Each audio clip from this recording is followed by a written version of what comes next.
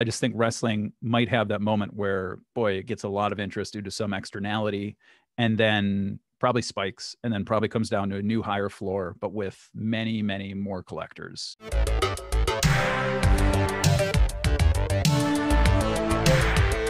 What's up, wrestling fans, trading card collectors? Welcome to another episode of Wrestling with Cards. Today, we've got YamWax on the show. Some of you may be familiar with YamWax from the charity box break we did of the 1997 WWF Panini. You know, the one that has The Rock in it that everyone's chasing.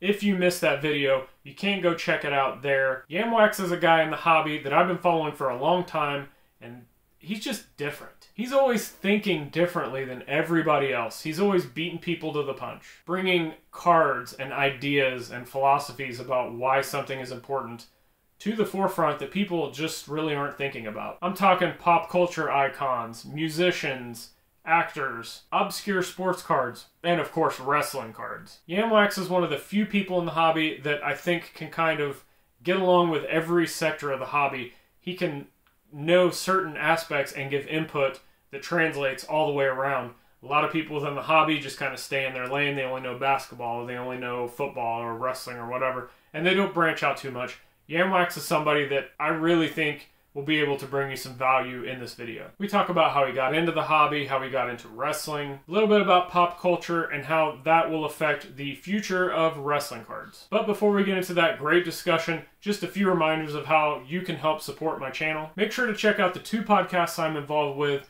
Wrestling with Cards, the podcast, separate audio-only show from this show. Some of the topics will overlap, some of them won't, but please subscribe and share that one. Speaking of more wrestling card content, Worlds Collide, myself and Tony Vella from WrestlingTradingCards.com, talking all things wrestling, mostly wrestling cards, but some just wrestling. Make sure to subscribe and share that one as well. Check the show notes for links to those shows, as well as other ways you can support the show, such as Patreon, my eBay store, Spotify links, and then links to all my social platforms, which you can tag me in, and I'll give you a shout out. What's up, everybody? We've got YamWax on the show. Finally, you may have seen him in our box break that we did for the animal rescue, my local animal rescue. Yam, first of all, thanks for doing the box break once again, and thanks for coming on. How's it going? Hey, Zhan, doing great. How are you doing, buddy? I'm doing great. I'm really excited to get you on here because, as I said in the intro of this video that I'm post-recording, there's a lot of things in the hobby that you bring to the table that I think a lot of people don't. We'll get into that in a minute, but let's start with where most people start. How did you get into the hobby, and what got you just into collecting? Yeah, sure, man. And hey, first of all, appreciate you having me on the channel. I am somewhat of a new fish in the wrestling space, especially compared to all the goats out there like yourself. But I'm really glad to be participating in this awesome community. So before I found wrestling cards, years ago, I was a little yam, and in the 80s, and I collected baseball cards. And what's funny is, like, I hardly watch baseball at all anymore. I really don't collect the cards, except I picked up a couple of Tatises because I really like his vibe. But in general, I've kind of branched into everything but baseball when I've bounced back into the hobby. But I was a kid kind of on the edge of where the suburbs met the country, and we were just in a little town. I'd buy cards from the grocery store and stuff. Now I had a serious interest in wrestling back then, and probably more of an interest than I even had access to. And just that my uncles and my grandpa and all those folks would always go to wrestling matches here in the Minneapolis area, which there was a huge scene. And so I'd hear all these stories, but I'd never get to join in. But so then around the time of the baseball strike, I was hitting, middle school, having other interests, and just pretty much stopped collecting when baseball shut down and left it all behind until, just a few years ago, probably 2017, 2018-ish, I believe. My little guy, he wanted to get some cool Pokemon cards because he's playing Pokemon after school and wanted cool cards. So we went and found a shop. And then I was like, there's a whole section of the store that was basketball cards and football cards. And I was just like, oh, this is really fun. And so while he's spending time, digging around in the Pokemon cards, I'm on the other half of the store. And eventually we kind of merged and we collected both together. And that's kind of a fun father-son thing to do. For sure. He's now hit that range where he's starting to fall out of interest, but I now continue to, collect things. And I really started with a lot of like vintage football, basketball, all vintage sports in general to begin with, because no one was really focusing on that at the time. And it seemed like an area where I could affordably invest in like these legends and really cool athletes that I admired. So I kind of, in a way, it's sort of weird because I watched a lot of basketball and football and stuff my whole life, but I didn't really go with nostalgia. I went with history. And maybe that's just part of who I am, and I like to explore that kind of stuff. But then it was really, I'd say, last summer when some of the guys that I interact with on social, like even running into you on social and posting different things, but especially guys like Brett from Stacking Slabs and Gary V and different guys that started sharing all these wrestling cards that I wasn't seeing in the local card shops necessarily. I'm guessing there were some there, but they're back, in a certain section or whatever. And I, and it just sort of like sparked these memories of watching. And I'm really more of a pop culture guy in general, but I did have, I was a kid of the 80s, so we all watched wrestling. It was a big deal. It was even in cartoons. Right. And then, it was kind of a casual watcher of the Attitude Era and all that. And I don't really watch a lot day to day these days, but I do like to pick up on the highlights and kind of track what's going on. So yeah, I saw those posts and started like buying a couple things, trying to get a couple of fun cards. And the more I got into the community, I found how awesome this community is, how many great people, how receptive everybody is. And that's different than some communities. So it's been really cool. Sports cards in general is a great community, but the wrestling vibe is tremendous. You guys are awesome. Excellent. We could talk probably for 6 hours or more about everything you just spoke about. Well, we'll kind of narrow it down here. Sure. So you talked about pop culture, and that's really where I think you shine, because when you say pop culture, that's actually spanning multiple types of cards and collectibles, sports, entertainment, which I think is fantastic. But a lot of people are kind of stuck in the muds and they don't like to hear about something that's a little bit different. Is that where your focus is, or do you have something else? Just talk about like what your current state of collecting is and what your focus is for your PC or what you're buying, selling, etc. I think some people would say I probably could have a better focus because I really like to get on these wild chases of different things. But I guess I'm the same way. Yeah, I love research and I love digging into new things, new rarities. But it's all about culture in the end. It's all about people or characters who I really appreciate, and I enjoy the collection of a rectangular piece of cardboard. Just everything suits it really well to throw that into a white box. And, I'm holding up a stunning Steve Austin card, or to put it in a slab. Like it's just to have this continuous form factor in your collection to collect and share. I enjoy it. So I like collecting, say, celebrities or personas or characters that I enjoy on those same form factors. And I don't know what it is, it's collecting is different to everybody. Like I said, when I got in, I didn't get into nostalgia, I got into history. But there's other things that draw us to collecting: the rarity, the connections to characters. One of my latest pickups is Elon Musk rookie card that I shared this week. And it was fun, with non-sport. What's really interesting about it is you have to dig in a lot because there's not always a lot of information and research. And so you might think that one card is somebody's earliest. Like Michael Jackson is one of the hardest to dig into. And I haven't picked up a great Michael Jackson card yet, but you could say like, oh, I want an 80s card of Michael Jackson because it looks like the Michael Jackson that we all remember if you're a kid of the 80s like me. But his, I think true rookie card is from something like 1968 when he's a little kid in the Jackson 5. And, it's kind of, you can choose like where you want to go with that. Do you want the rookie, the very first ever card, or do you want like the card that speaks to you nostalgic wise? And so you have those options, but you also then have to go and do your research. If you're somebody like me, who I typically want one of the first cards or the first card, you really have to dig in and find out if that card exists, if it can be graded.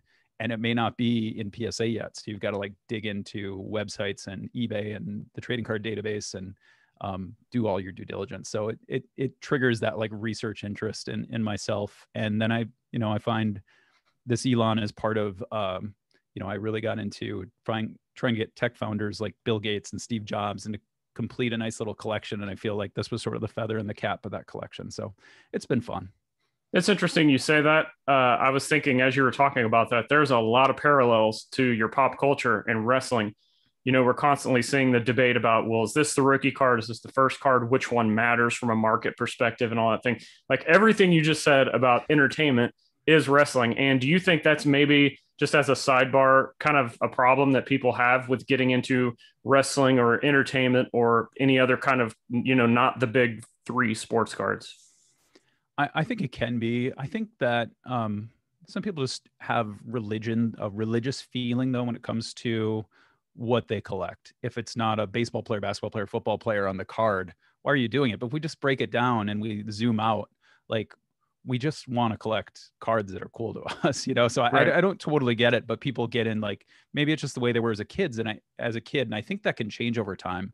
I feel like it's a lot of the younger collectors who are the ones saying like, no, we can collect soccer cards, we can collect wrestling cards. So I think really going after those younger collectors before those like ingrained mindsets of what you're supposed to collect have burrowed into their brains. That make a lot of sense because I'm someone that like really likes to chase new things, but I think after a certain age, people get those mindsets of like we only collect these types of cards. But I don't know exactly what that is. I don't know why I'm different in that regard, but I just do and I enjoy chasing new things. Now I will say, well, in volume, I probably have more pop culture cards than sports cards.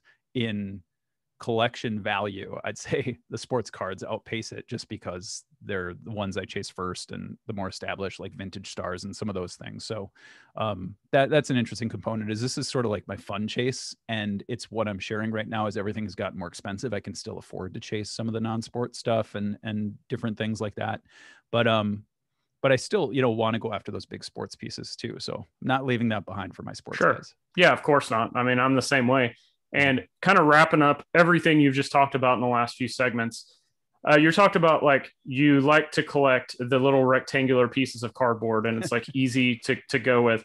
I'm the same way. And I've been a collector since I was a kid, whether it was toys or baseball cards or, I moved into basketball cards and then action figures, etc. For me, I'll say sports cards, but trading cards in general have been the coolest thing to collect because I found out you can have as little or as many as you want, and it doesn't start becoming a burden in your house. Like you can nicely organize them. You can have as many or as little, doesn't take up a lot of room, can still hold value as opposed to a lot of other collectibles that people are into where it's taken up so much room, it becomes an issue where a lot of people just get out of it. So, with whether it's sports, whether it's entertainment, no Pokemon, whatever it is, I think we can both agree that that's one reason we like cards so much is because you can take aspects of your life and represent who you are in the cardboard form. Absolutely. That's a great point. When I think about the sneaker collectors, I totally respect that game. And I do enjoy the sneakers that I see, but I never went down that path. And I wonder, of course, the cost is really high, but the cost to store it, to create rooms to store your shoes, like I've heard of a lot of people doing. I just was never ever able to make that commitment. But like when I was 17 years old, all I wanted to spend my gas station paycheck on for after hours from school was to go buy the latest sneakers and stuff. I really thought that was cool. And I kind of left it behind eventually, but I did get married in a pair of Jordans. So I revere the sneaker game. I just never quite pursued it the way some of those serious guys do. And I'm glad to have found this, like you said, because I don't need to create a separate room just to store my cards. So let's talk into wrestling because that's what this channel is mainly about. Even though, as you stated, we both like to kind of go off the beaten path on all kinds of things. So wrestling's my main focus, but I'm just as excited to talk about your Elon Musk card, honestly. So as far as wrestling goes, I know you said you're a fan. You had family growing up that were fans of the product. Where are you at currently with wrestling cards? Like what piques your interest? Do you have specific wrestlers you're going after, specific rarity cards? Just the floor is yours, kind of where to go on that. Oh, sure. Yeah, man. I continue to just look for the best places to complete collections of those real big pop culture icons. I'm not the one that's going to be chasing a rare Mark Merrow card because he was never my guy. He's super fun. Like I was just looking at some photos today of what was the Bruise Cruise, the WCW Bruise Cruise. Yeah. Just cracking up looking at those. Mark Merrow had the best expressions in them. But anyway, yeah, I'm going after your Andre the Giants, your Stone Colds, and your Rocks. Looking for cool, interesting cards, but also some of their potentially some of the big cards, and I really want to fill that out. So I don't know where to start. My most recent pickup was I finally got on the Chromie train, as I posted to Twitter this week. Yeah. And picked up a full set, but it had a pretty decent Stone Cold Steve Austin on it. These are really tough. Like this one has a little bit of surface issue on the back and stuff. So it's, it might be like a 4 or 5. I have no idea, but I'm just glad to have one finally, because boy, they really got crazy. And the Razor Ramon in there is, as well as Diamond Stud. So these are pretty nuts from Argentina from so long ago, 1991. Yeah. First Stone Cold card, and then that does go with, cards like the 95 WCW. I picked up some of the magazines. I don't have those handy that have the 93 magazine card in them to rip out. I still need to I need to get up the courage to make me too. Run, I got a stack of them sitting around, and I'm like, I don't know. I know. Yeah, I'm gonna have to have like a little bit of tequila, I think, to loosen up before I do it. But speaking of cards that you have to cut out from magazines, I had bought some of the 1973? The 73 annual. Yeah, the 73 annual that has the Andre in it, and then also the Vern Gagne. So that's a good, yeah, I was able to cut some of those out, and I really love this card. I know he's got cards from the 50s Parkhurst, I believe.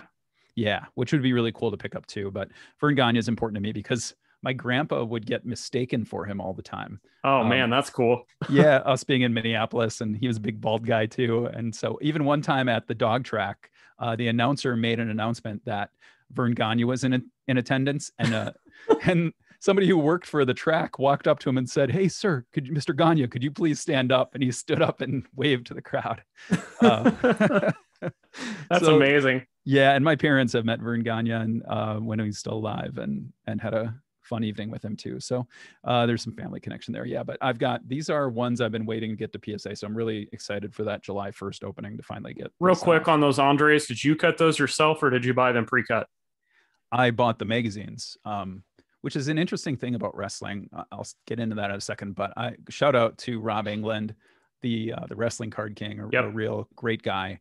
He provided me a lot of help with this, and ultimately he was giving me information on how to do it, and ultimately I sent him off to him. We kind of worked out an arrangement where I got him some cards in return to help me cut these ones out. So he's a total mensch, and I'm a huge fan of his. So, but when we talk about the opportunities with wrestling, and really I find this is true of non-sport and every once in a while of sports, but the sports card community can be so huge that they catch on to this stuff right away, is that if there's a rookie card or a key card that you would like to go after, zoom out a little bit. Don't just immediately create an eBay alert for just that card. Find out what set it comes from. Find out if it comes from a magazine, find out exactly which magazine it comes out of, and then create a search for that as well. I've had just tremendous success, whether it's buying those the 1973 wrestling annuals rather than trying to chase the individual cards, buying full sets of these WCWs where you'd see, this card regularly. Back then they were selling for $20 to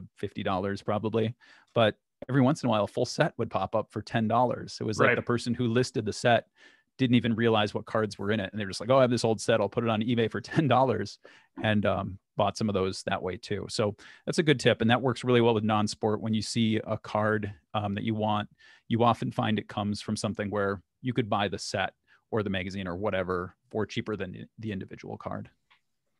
So where do you think, I guess I should say, what is your experience compared to other types of trading cards as opposed to wrestling? There's a lot, I honestly think that entertainment and wrestling are kind of the same thing. Like, it is like wrestling is entertainment. It is pop culture. We put it in the same place as sports sometimes, but whether it's a sport or not, whatever. But what's your just overall experience been dabbling with wrestling cards and the wrestling card community as opposed to other sectors? So if I could be totally honest, I wish that the wrestling card community would take a stronger stand on being in the sports category in addition to entertainment. I feel like that battle at times is just giving in, and maybe you guys are such a cool community in general that you generally don't like to have those kinds of stands and battles. But I see in, say, Discord groups where there's not a separate category for wrestling cards, and I think if communities could get in and push to have that category, that would be smart, for one thing. And then the other thing is to not go to the non-sports category. So let's say they have like an everything else and a non-sport, like maybe post the wrestling and the everything else. Cause like, don't resign yourself to being non-sport is something Right. that I feel. Cause like, feel like that's an important thing to being taken seriously by the broader collecting world. Because in my opinion, it's really a crossover. Of course it's entertainment. Like that's one of the reasons I love it, for all the characters and the personalities, the storylines, the hype.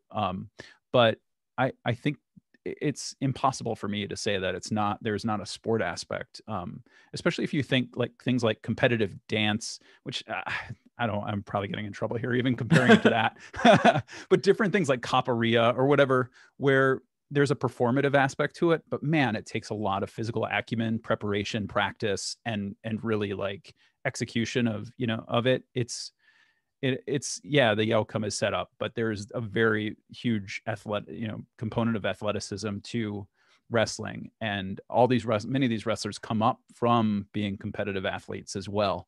And so I think it really is that blend of sport and entertainment, and not just non-sport, or not just entertainment or sport. It's kind of in between. So continuing to tether the wrestling cards to the sports cards, I think, is an important part of that, being taken seriously by the sports crowd.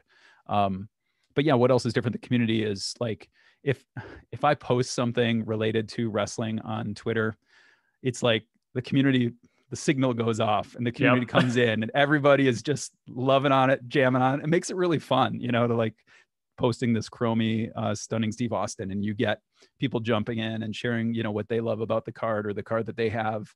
And just giving you love for it. And I love that the community is so tight that way and so supportive of all of its members.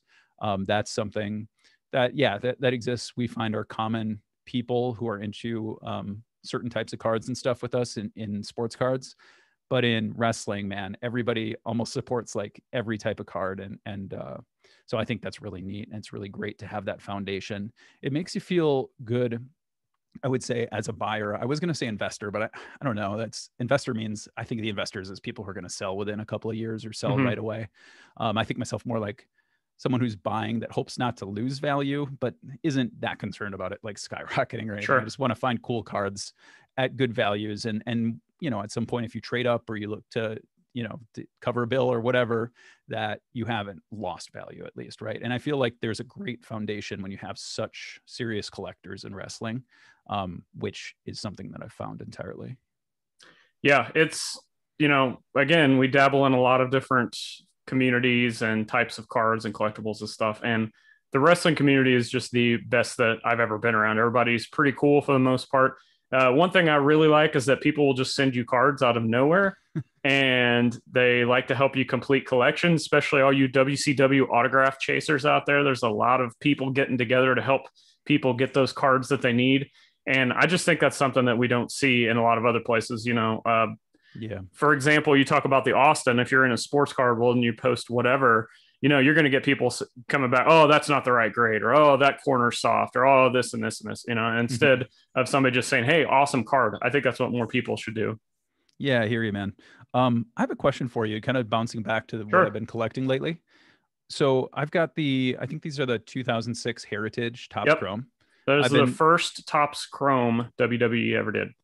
Yeah, and people have really been chasing, is it the 2015? Is that the first non-Heritage Topps Chrome? Possibly? I believe so, yes. No, the 2000, I believe it's 2015 because the Roman Reigns one's really popular right now. Oh, sure. And I think that's neat too, but it's like, that's an area that I wasn't aware of because I'm not really going after many of the current cards, but I love it because people are now looking to get, say, Topps Chrome Golds and some of those types of cards.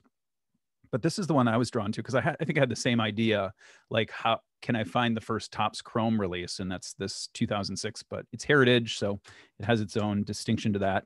But yeah, these have refractors and superfractors and X-fractors and stuff, and I haven't really gotten very far down the trail. I have submitted a couple of refractors, but I don't have any of the really, really cool cards. But I just think they're pretty awesome pictures and stuff. I'll go through a couple of them, like The Rock and like a great Stone Cold card. And for a first ever year of a release, I thought they did a great job where like they're really fun to have that portrait and then the move behind.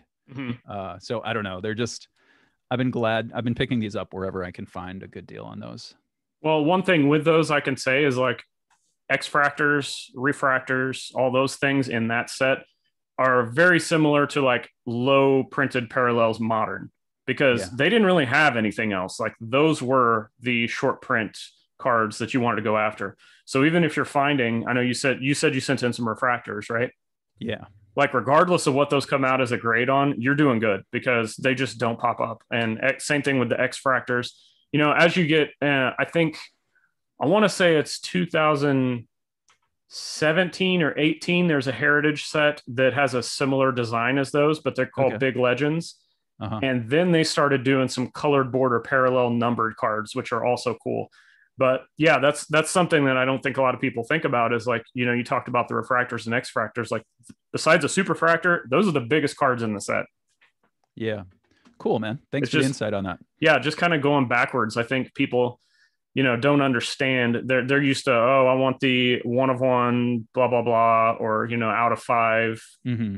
and they don't understand how basic it used to be, even just as far as like 10 or 15 years ago. Like if you've got those, you know, those short print cards, you're doing good.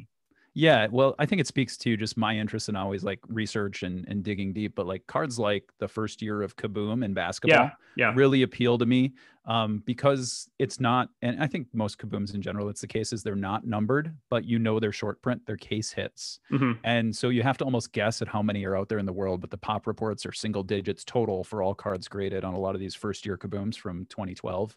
So Chris Paul, I bought a couple of Chris Paul's first year Kabooms from that year. But if you do like the math, I think people have guessed there's somewhere between 20 to 40 that were ever released of each player. So that stuff is really cool to me, where it's not as easy as just like, oh, it says there's only 5, you know, it's 3 of 5. And that's cool on its own. But if you're like, hey, there's some number between say 18 and 56 of these in the world, and only 12 have surfaced, like that's almost more interesting to me as someone that likes that chase. And so I like cards like that. That's pretty cool, man. So I actually want to take the Kaboom cards and transition into a couple other things. Number one, I think the Kaboom cards, and this is just about collectibles and sports cards as a whole, I think those are really good cards to get people that collect the comic book thing. I know that's the comic go-to. Like if you're a Marvel collector, if you're a DC collector, maybe the Kabooms is what gets you into sports cards. You could say the same thing about wrestling, or there could be like a crossover. Maybe you're a big Shaq or Rodman guy like myself, and all of a sudden that gets you into wrestling because they actually wrestled.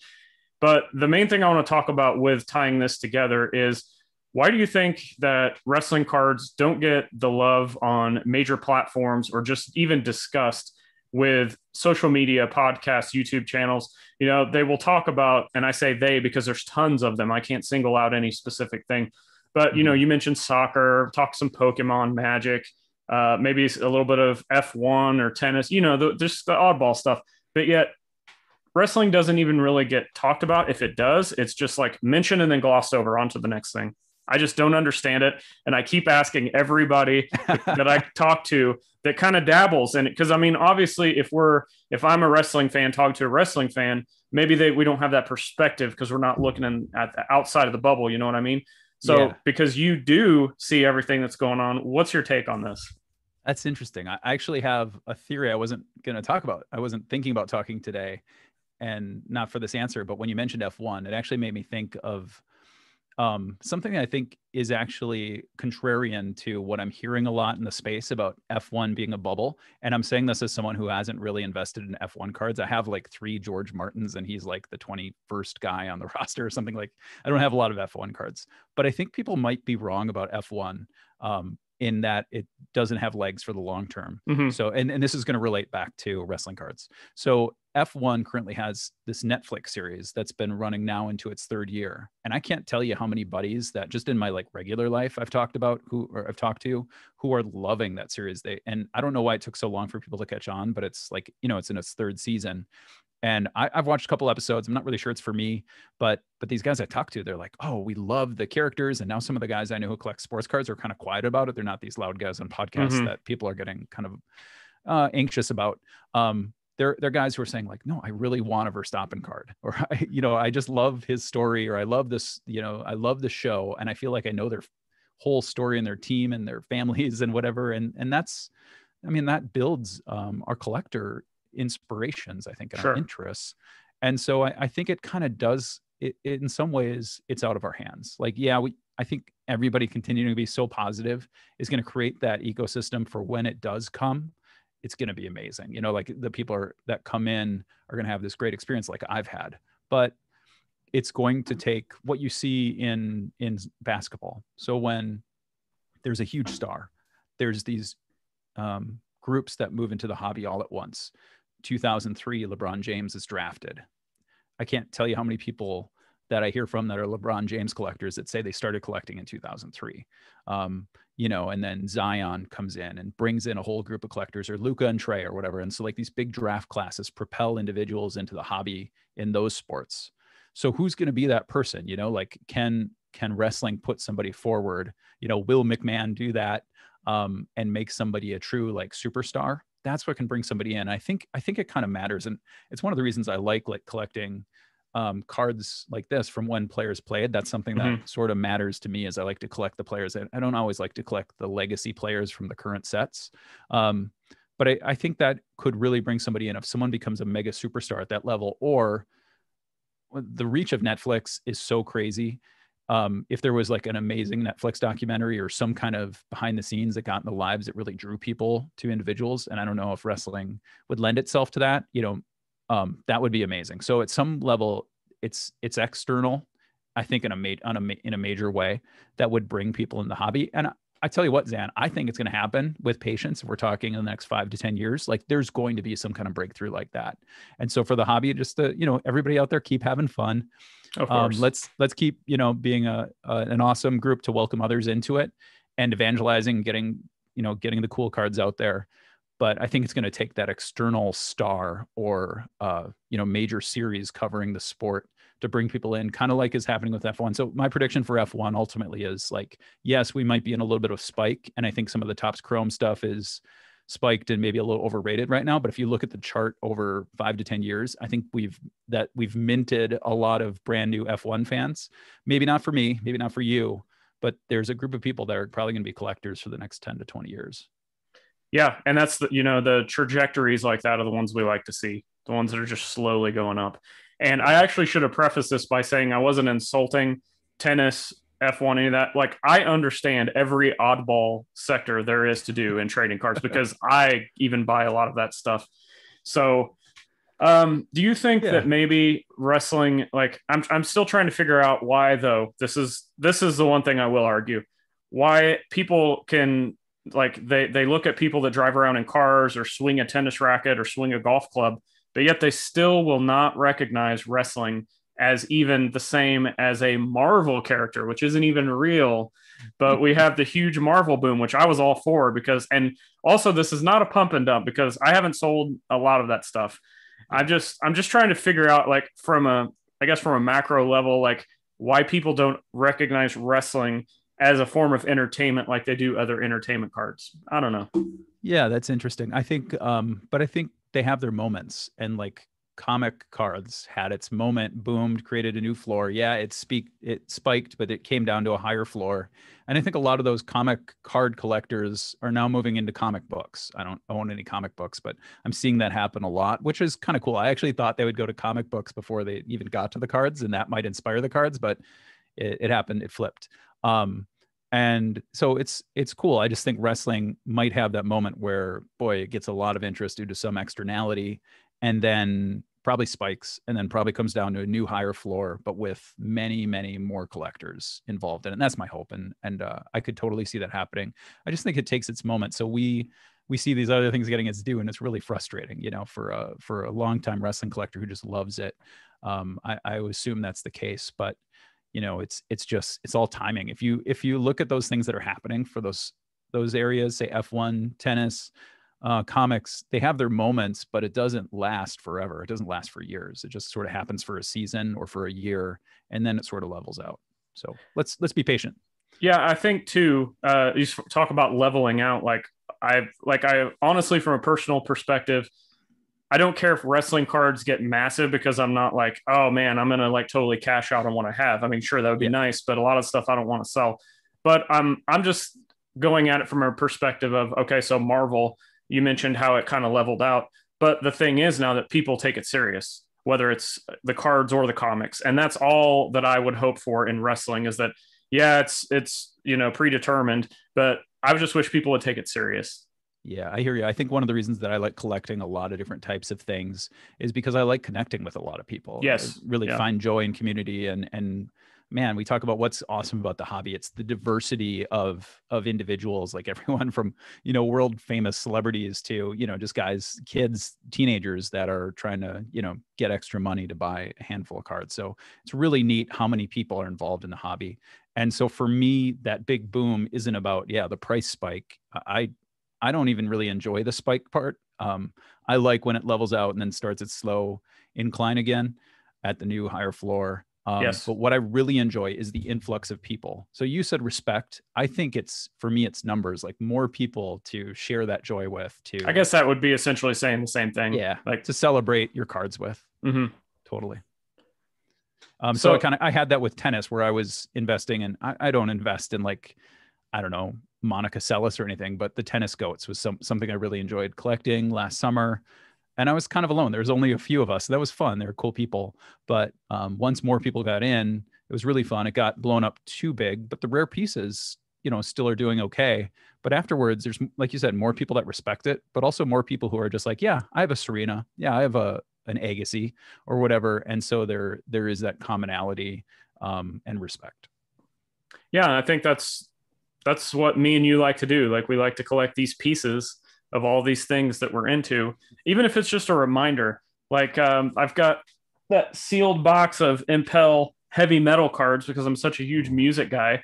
And I was like, these things never pop up. I don't want to open those, but man, I just look at it and I don't care whether it goes up and down in value. It's just something awesome to have. And yeah, I think that's one thing that me and you can both relate on, no matter what kind of cards we're talking about. Totally. Last question, and you take this in any direction you want. Do you have something you want to show beforehand? I do, yeah, really quick. So I've been buying these 1995 Panini Smash Hits stickers, which are just such a great time capsule of, my freshman year of college and everything. So it's like all these artists are really crazy, and it's from the UK. So there's some UK artists and stuff, but I don't have the stickers with me right at the moment. They're at my house. But I ended up buying the magazine, the sticker book that it comes with too, just to like see what they were talking about. Cause yeah, to have those memories of those time capsules of things and then to pair it with your collectibles is really fun. So this is one of the best ones. I was after the Snoop Dogg rookie. Nice. Yeah. Number 123 there. Anyway, really fun. So moving into the last question, take this any direction you want. Where do you see the future of wrestling cards going, whether it's popularity, monetary, specific cards? Just the floor is yours from I guess not a diehard wrestling collector coming into it. Like, enough about it to know what you're doing, but maybe you're not like digging through some of the modern rabbit holes that there are. So floor is yours. Yeah. Oh, that's interesting, Zhan. I know I've seen that you have been diving into the Slam app as well. Oh, the digital. Yeah. Yeah, the digital. And I know that there's probably a huge contingent that thinks that's ridiculous and why would we want a digital card? But it's a fun thing to pass the time. I ended up downloading the app, and like a star inspires people to come into a sport. An amazing card can inspire you to like start doing something like digital. I saw somebody post a patch auto of The Rock from that digital Slam app, and I'm like, okay, I'm going to download this thing because it looks so fire. And I downloaded it, and and then I had to like get enough credits or whatever and hit enough packs to get that. And I actually got it right away, but then it gets you hooked on other ones. Right. And with some of that stuff, it's like really just, you've got a few minutes, pass the time, usually with my kid, like, hey, let's see what wrestlers, but that's getting me more interested in the current wrestlers. And I am thinking about maybe, which current wrestlers might I want to chase. And so I don't think it's going to overtake wrestling, the digital cards, but I definitely see a future where it exists, and possibly where you merge the two, where maybe you buy a physical card and it has a digital twin that's an NFT, or it doesn't even have to be an NFT. It could just be a digital thing on their app. I think we'll see more and more of that over time.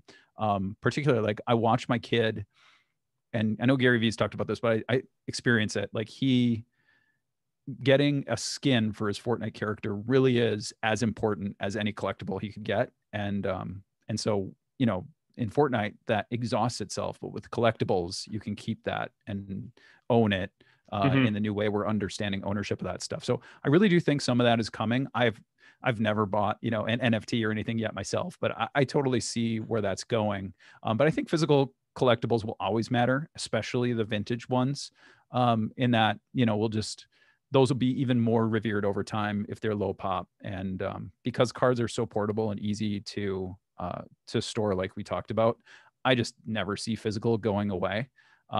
It's just maybe would be more akin to the vintage collectors in the future. So your modern flippers might be flipping NFTs in 10 to 20 years, but you know, your vintage fans, and maybe people have a mix, of course, would be chasing more of the physical cards. But we'll see where it goes. I really, you know, I don't know exactly. I do think that we're going to see some kind of, like I said, externality, a big star, a big show or something that brings in an influx of people, because it is such a fun space. It lends itself to storylines and Hollywood and drama. And I think, you know, it's just at some point it's going to happen, and there's going to be a big influx of people. And so that's my prediction in the next, say, 5 years, some sort of event like that's going to happen that'll bring people in. We keep hearing about The Rock running for president. Do you think that happens? And is that the boom we need? Oh man. I think, well, does he run? I bet he explores it, and that creates some buzz. I don't know. I see people talk about that. I don't know that brings people to wrestling, because people think, we've seen a little bit of that with the rookie card, right? Like, I think if he was thought of as the wrestler first and foremost, rather than the entertainer, his wrestling cards would outpace, say, something like the Bumblebee. Typically a college football card that was, you know, just issued in a tearaway isn't going to be like the main desired card. But, you know, I'm realizing because he's seen as an important public persona, entertainer, celebrity, that very first card matters maybe more. If we saw like Kevin Durant, say in some future Kevin Durant runs for president or something, it's always going to be his Topps Chrome rookie. That's like his main rookie, as opposed to, you know, like that McDonald's high school card that he has. So, you know, I think we see that already. So I wouldn't count on The Rock running for president to be like the thing that levels up the market in my mind, but it could get more people interested in wrestling. And then that ultimately leads people into collecting too. So yeah, it might have an effect. I guess that's another good thing about the major pop culture stars, Cena, Hogan, Austin, The Rock. Like, they don't shy away from their past, and they actually stick up for wrestling. I recently saw like a tweet from Joe Rogan, finally maybe starting to understand why people like wrestling. And The Rock commented that it used to be one of the greatest jobs in the world, and he'd love to sit down with him. And I'm like, that's fantastic. Oh, that's so cool. Yeah, you're absolutely right. It's cool to see when The Rock reconnects with people too, the old wrestlers and stuff on social along those lines. You got, you know, Stone Cold doing his podcast. And so these guys continue to be relevant in culture, whether they're stars or podcasts, whether they have collecting wrestling figures or whatever it is, that keep people engaged and aware of the sport and then the hobby. But yeah, I think that's great that those guys are involved. And it seems like, I don't know, you know, the health thing is always on people's minds too, but they're doing a better job of that lately too. So we'll see. All right. Well, thanks again for coming on the show today. Let everybody know where they can find you, what you got going on. And yeah, floor's yours. Yeah. Hey, thanks, Zhan. I mean, I'm just a guy in the hobby like the rest of you. I'd love to connect with anyone though. I'm at YamWax on Instagram, at YamWax23. I can't believe someone took YamWax on Twitter, but YamWax23 on Twitter, and just out here having fun collecting. I love seeing people's collections and look forward to chatting with other folks in the hobby. This has been fun, Zhan. Thank you. Thanks again for coming on. Thanks you guys for watching. What a great conversation that was. I'm hoping that many of you that watched this and made it all the way to the end will be able to take something that YamWax said in this video and apply it to the way that you do the hobby. YamWax is just a reminder that there's no right or wrong way to do any of this, despite what all the mainstream influencers want to tell you to do. It's all about what you like, what you know, and most importantly, having fun. Make sure you guys connect with YamWax. Let him know you enjoyed this video and his time on wrestling with cards. Link below to his Instagram account. And if this video brought you some value today, hit that subscribe button, give me a like, click the videos on the screen for even more great wrestling card content. We'll see you there.